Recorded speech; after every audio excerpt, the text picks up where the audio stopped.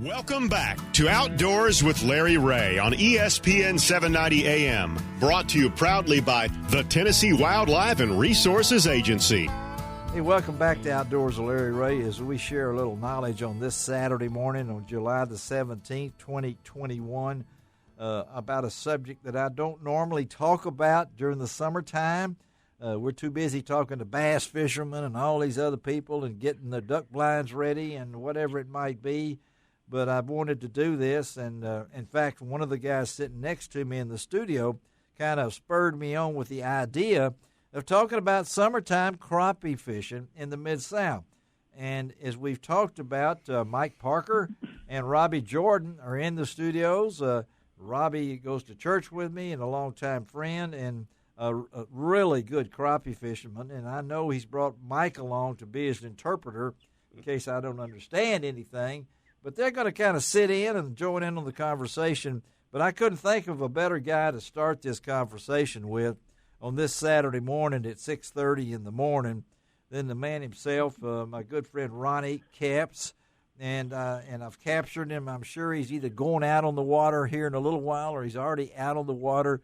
You folks know Ronnie and Steve Coleman for all the great success that they've had in crappie fishing. And we talked a little bit beforehand with Mike Parker about life scope, and I wish you guys visualize Ronnie Capps' boat, and then think of Fred Flintstone and the and the difference between the old days and today's days, because it's really remarkable. Good morning, Ronnie. How you doing, buddy? Good. Yeah, good morning, Larry. All good, man, down here at Reelfoot. Yeah, well, talk about this summertime fishing. I know you're doing it, and I know, hey, nobody duck hunts anymore than Ronnie Capps, Mike. I can tell you that. I mean, and I've been in the blind with Ronnie and all of them up there, but talk about the difference, and what are you doing now compared to what you might – everybody thinks, as I told these guys, a lot of people think you can only catch crappie in the spring and the fall.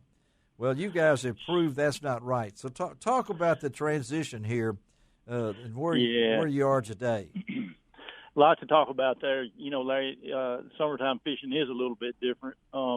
However, with the technology at hand these days, I see more people doing it than ever before. The boat ramp is I got out before some of them got here. Yes, a little bit earlier, but anyway, it's jammed up in the summertime, in the summer months even. Amazing. But you know, basically just downsizing baits and using the technology at hand. This scope has been a game changer for everybody, and it's a whole new way of fishing. And you know, when you can see the fish and do different things to get him to bite your hook, it don't take long to figure out a way to catch a few. So it's entertaining.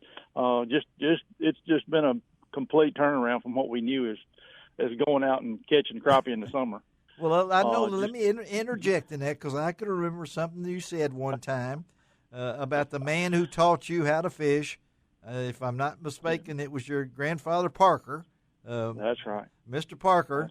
And what would he think about what's going on now? He'd roll over in his grave, Larry. You know, there's no question about it.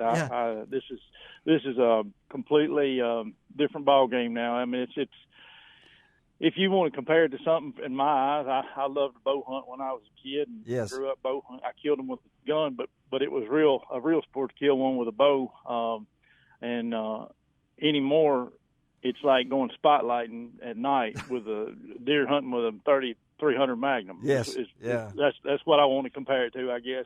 Yeah, well, it's that much difference, you know, with and without the live scope is what I'm referring to. But, and you know, it's crazy. It's crazy, and tell our listeners a little bit about the boat you fish out of now.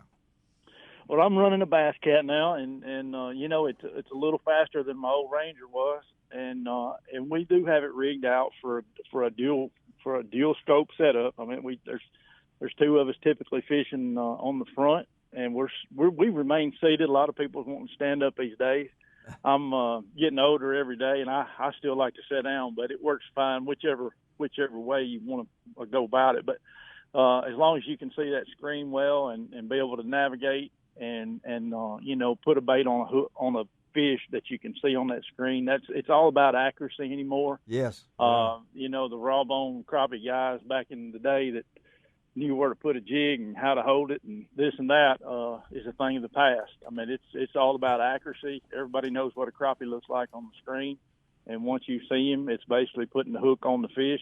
It's the name of the game. You know, the guy that spends the most hours on the water practicing putting his bait on the target is basically the people that are winning, that are in the winning circle these days, and who can do that for an 8-hour period and do it the best. I mean, that's what it's coming down to. And you mentioned a word there. You mentioned a word that Mike had mentioned earlier, target.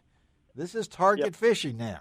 I mean, that's it. That's all it is. I mean, it's no question. You know, we have a complete view of what's under the water and in any lake, and you can, in 10 minutes time, know the depth range that the crappie are wanting to be at, and kind of how they're acting, and whether they're aggressive or not. I've already caught 4 or 5 fish this morning here, and what I've been doing is pitching a number 4 hook, number 4 Gamakatsu with a live minnow, a tiny live minnow. Yeah, on tiny. Them. Okay. And it's almost something that'll get them almost any time in the summer. And I know you can catch them on artificial only or any way you want to, but typically when I run into a big fish that's pretty smart and done been tried a time or two, that little minnow on a tiny hook and a split shot will usually he'll get him in trouble. So that's one reason I do that, but that's just what I'm using this morning. But anyway, it's definitely a different crappie world than it used to be. And again, we're talking to our good friend Ronnie Capps from Reelfoot Lake. He and his buddy Steve Coleman, long-time dynamic duo here, Batman and Robin. I don't know which one. I think I know which one's Batman, but I won't tell him because I know how much they mean to each other. And, of course, fishing out of Reelfoot, summertime fishing for crappie, any different from when you might from, say, the other times of the year during the summer? Yeah, Larry, we had a great spring this year, and fish were typically in about 6 to 8 foot of water on a lot of horizontal structure. I'm talking about logs laying on the bottom. Yes. And those were real popular during the spawn, and they always are for about 2 months right there in April and May and even into the first part of June. But at this point in time, fish are easing out of that shallower water. Yeah. Back out in 9. I'm in 8.9 this morning. 9 to 11 is a favorite of mine here at Reelfoot, but a lot of people are congregating down south of me here in about 14 foot of water. Fish are everywhere out in the lake. It's just a matter of where you want to go. But with this scope, you can find them and get an idea of where they're suspending. And some of them are suspended out away from structure. Some of them are on structure. Typically, the bigger fish are on the structure always, but not always. But here at Reelfoot right now, they are. Well, I know a lot of people may not realize what you guys have accomplished. It's pretty amazing. What's that? I know at one time you and Steve had held that record for a 3-pound crappie from 6 different states. Now, yes. Is that still the same? Is that still? Yeah, that is. I hadn't scored another state yet, but that was just a 3-pound crappie back in my childhood and teenage years was a record in anybody's book. Just one. Yeah. So but we wasn't from Mississippi either around here. But I have done very, very well without the scope over the years. And I can't imagine how many people are going to get to enjoy catching a 3-pound crappie. Yes, with the scope once it matures.